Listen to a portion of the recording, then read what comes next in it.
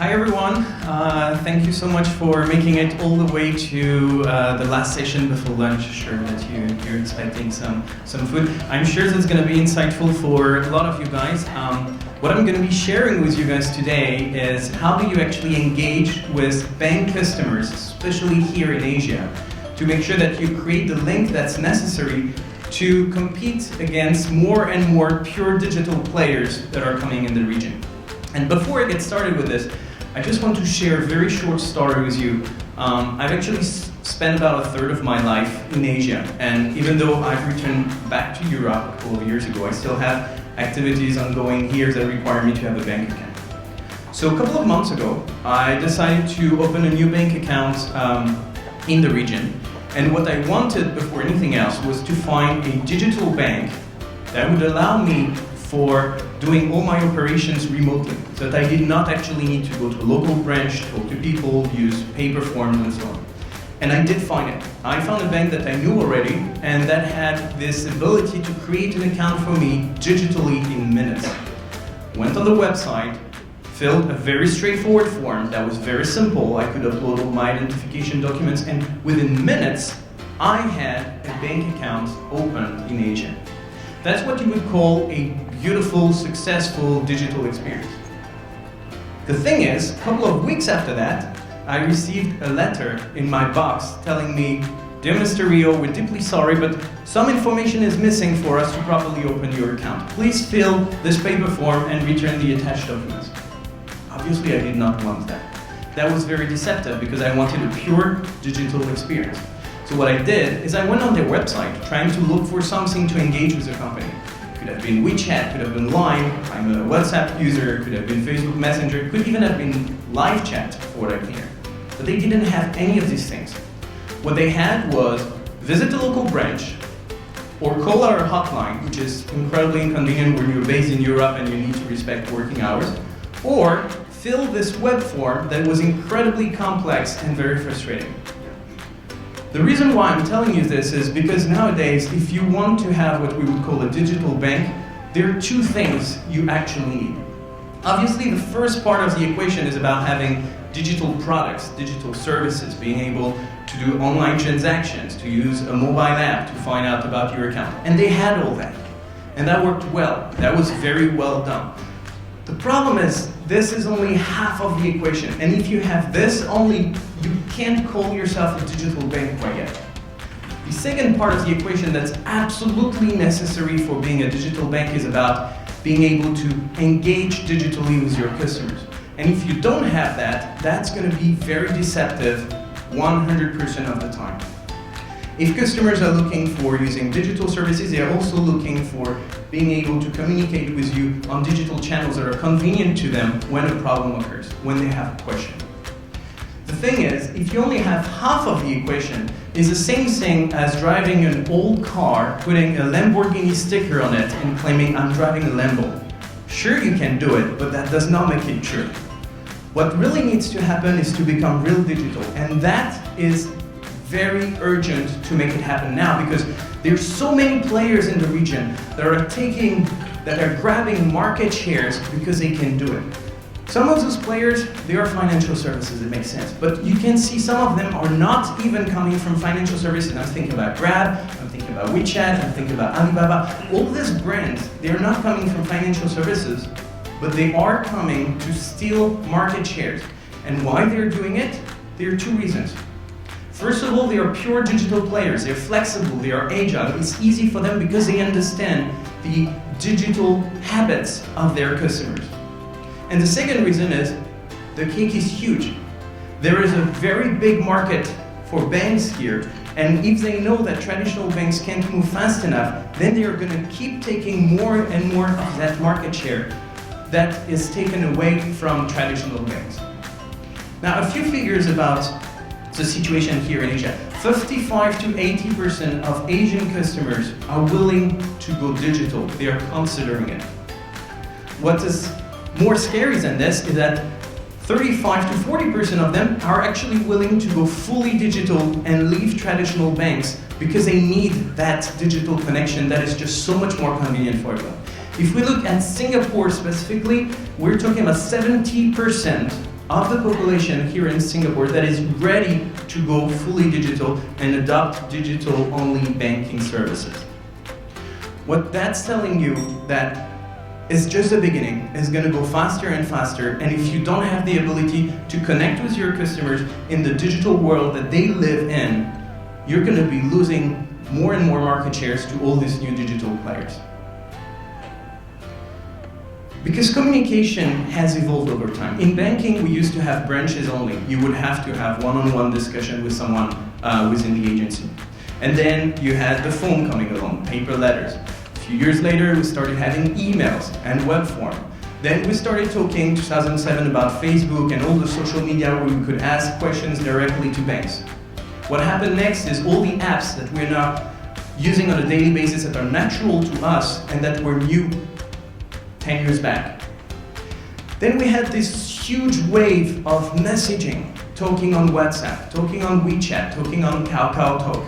Maybe you are using Zello, maybe you are using Facebook Messenger, maybe you're using iMessage. We all use these apps on a daily basis to talk with our friends, with our peers, with our family, and it becomes so natural. But what it is today is no longer about social, it's no longer about messaging, it's no longer about email. That is all about Omni-Digital. You're using multiple devices in different situations, and you want to be able to engage with brands the same way you engage with friends. You want to do it on the channel that is convenient to you, and you want to make it happen quickly. Now, looking at these different channels is actually incredibly important to find the right channel. 72% of customers are claiming that they expect to connect with brands on a channel that is convenient to them. They don't just want it, they actually expect it. Why they expect it? Because other brands have been doing it, because digital players have been doing it, because telecom have been doing it, utilities have been doing it, and now it becomes natural and they expect the same thing to happen for banks. But the question that arises here is, what is my customer's favorite channel?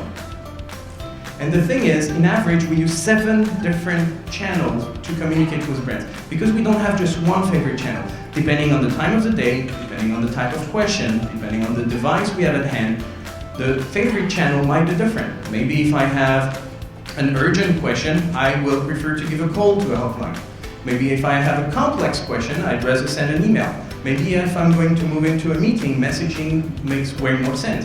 If I'm on your website, maybe live chat makes sense. So we have so many different favorite channels, it really just depends on time of the day, the context, the device that's available. That is why we actually need, as brands, as banks, to be available on multiple channels to cater to the different needs of our customers depending on the context they're in. And the thing is, having multiple channels is actually the key to satisfying customers. Let's talk about NPS for a second. So NPS is Net Promoter Score. Basically, it is the probability that a customer is going to recommend your brand to his friends, to his family, to his peers. The higher the NPS, the better for the bank, basically. And what we see is that studies are showing us that the more channels are available, the higher the NPS. But there is a very simple explanation to that. You have multiple customers who might have a tiny problem or a very tiny question, and they find that contacting a hotline or going to an actual branch in person and waiting in line is actually way more frustrating than having to keep the question for yourself. So they won't ask the question. They will remain silent. And because they remain silent, you don't know whether they're happy or not. You don't know whether they're going to churn or not. And you're definitely not satisfying them. And what's happening next is, sooner or later, they are moving to a digital bank that understands digital communication and that is more able to have that communication going. So having the right set of channels to be able to cater to your customers' needs in any situation is the right way to go to make sure you can compete with more digital banking. The good news is, in Asia, both emerging countries, developed countries, every bank is investing a lot of money in omni-channel strategies. Every traditional bank is trying to go more and more towards digital engagement. The bad news, however, is that what I'm showing you here is a 3 years plan. But 3 years from now, those digital banks that are emerging every day. You know, for example, Hong Kong just released another 5 licenses for digital banking to happen. All those new digital banks, they're just going to grow faster because they're flexible, because they're agile, and they're going to keep grabbing more market share. And 3 years is a very long time to wait. Everything will be different 3 years from now. So it's extremely important that we catch up as fast as possible to better understand our customers and better engage with them. Now, that's easy to say, but Omni-Digital comes with obstacles. I'm going to highlight a couple of obstacles that, if you're not aware of, might be a major struggle for you to start really engaging with customers in their digital world. The first of these obstacles is about the fact that we have multiple digital identities in that new digital world. I'll give you an example. If you want to talk to me today through email, you might use julien.rio@ringcentral.com or any other email that I'm using on a daily basis. If I wanted to engage with you on Twitter, I would be marketing_JR. If I wanted to engage through WhatsApp, you would see my phone number. Every digital channel uses a different ID. There's a problem with this.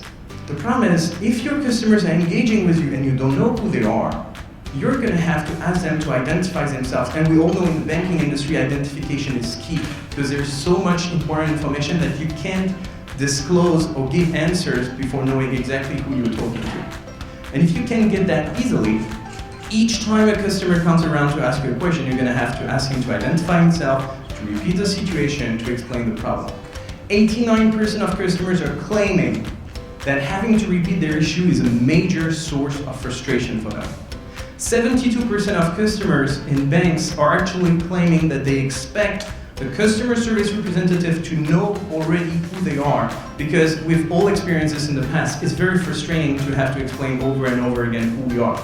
Not only is this frustrating for us as customers, but it's frustrating for the company as well, because it's just a waste of money to waste time asking redundant questions. So first obstacle, let's find out how we can know who are the people across, the customers across multiple digital identities.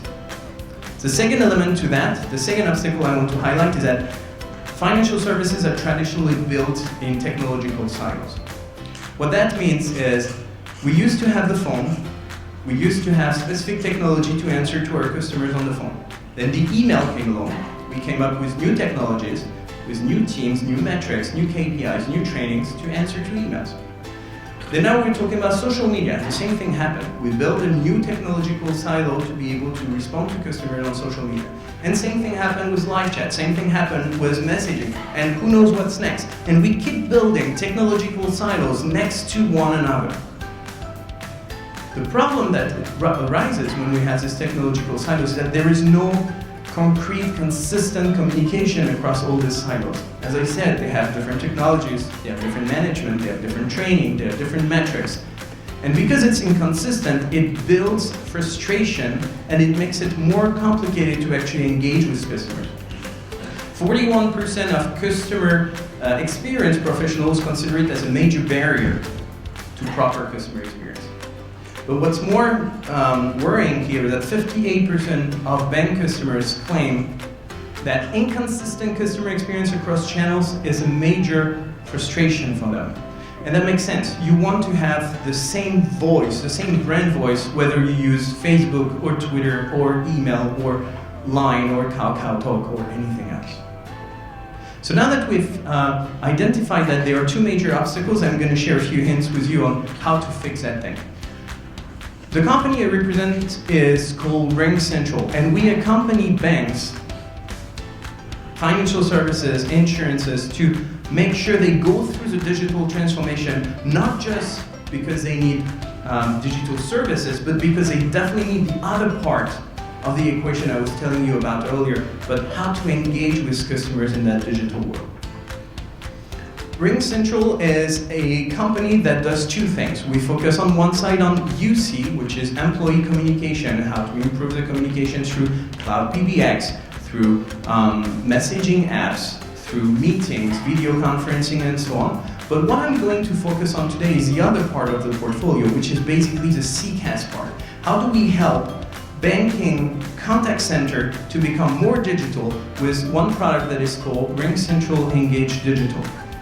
What we do is that we help companies, we help banks being available on all the channels that actually make sense for their customers. Depending on the country your bank is in, this set of channel might be different. And it's not about being available on every possible channel, but it's about being available on the channels that actually make sense because your customers are looking for it. So we bring all these channels together, we unify all the communication so that the company can respond with a single brand voice to all customers and satisfy them. In the same time, we make sure that we always have the right person answering each customer inquiry. Because if you want to satisfy a customer, you need to use the right channel, obviously, but you also need to make sure that you respond quickly and that you have the most possible accurate answer. And using machine learning and artificial intelligence, we make sure to match each customer inquiry with the most competent agent or account manager so that your customer is satisfied every single time they contact your bank. But there is more to it. I was telling you earlier that we have multiple digital identities and that can be a major obstacle. How do we overcome that? We find ways to actually merge different digital identities so that you have a complete profile of each and every of your customers, so that when they start engaging with you, they can have a personalized communication and they don't need to identify themselves over and over again. They don't need to repeat what happened last week, last month, because your agent had the full picture. And now as a bank, you are starting to be more digital because you can really communicate with your customers the way they want it. And there is a last element to this, and it's all about analytics, having the big pictures, making the right decision based on the right data, and we all need that. The way it works is, if you know exactly what's happening across all channels, if you know what are your customers' problems, what are their most frequent inquiries, then you can actually educate them, bring them the answers they need, and give them all the tools that they will need to be more and more satisfied to recommend you to increase the NPS we talked about earlier, while increasing the productivity of your contact center.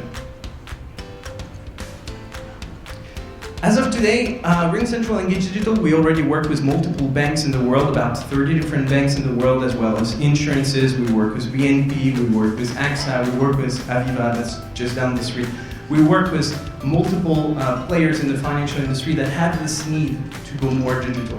But in the same time, we also work with telcos that have huge volume of messages they need to manage. We work with utilities that need to get closer to their customers. We work with retailers, we work with players in the transport industry. And what we do is helping all these big traditional companies to get a little closer to their customers and to don't lose market share throughout the overall market digital transformation. I'm going to use a few more minutes just to give you two very concrete examples. BNP, 8th largest bank in the world, is actually a company that has been working with us for the past 8 years. They started working with RingCentral Engage Digital in 2011, and the reason why they decided to work with us was that they were very much aware that something was happening. New digital players would come sooner or later, and they had to reach their customers in a more digital manner. So what they did is started working with us in 2011, and then we accompanied them in 2013 when they decided to launch a digital branch called Hello Bank that would be dedicated to digital customers. They needed a partner to make it happen, because while the first part of the equation was more straightforward because that was their business, the second part of the equation about customer engagement, digital customer engagement, they really needed a partner with expertise to make it happen. So we worked with them, and over the years we opened new channels, we integrated with different part of their IT ecosystem, just so that they could evolve with their customer habits, with their customers' expectations. Now they are connecting different chatbots to automate part of it, increase their productivity, they are opening new channels to make it more convenient for their customers, and they keep evolving towards always more digital.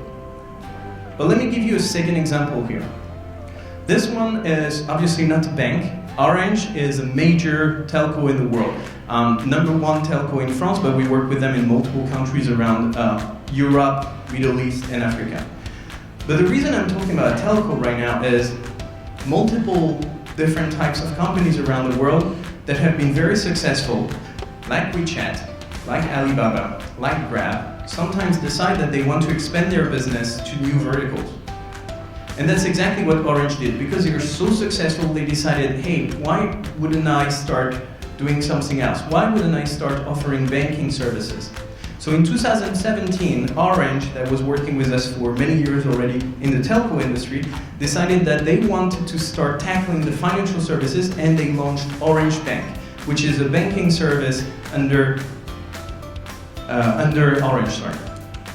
And what they needed for that to make it happen is, if I want to launch a new bank, knowing that that's not what I'm known for, I need to have a partner that's going to help me have the second part of the equation. I need to engage with my customers in the digital way, because otherwise I'm missing half of it, and that's just not going to work. So we've been working with Orange for multiple years. We've been working with Orange Bank for a couple of years now, and we help them get into the market and deploy the strategy and get all the market share they want to get. I hope that was insightful. I really invite you to come have a more in-depth discussion with us. I'm sure we can help. We've helped multiple banks in the past going from traditional to more digital, and we should definitely have this conversation together. Thank you very much, everyone, and I wish you have a delicious lunch.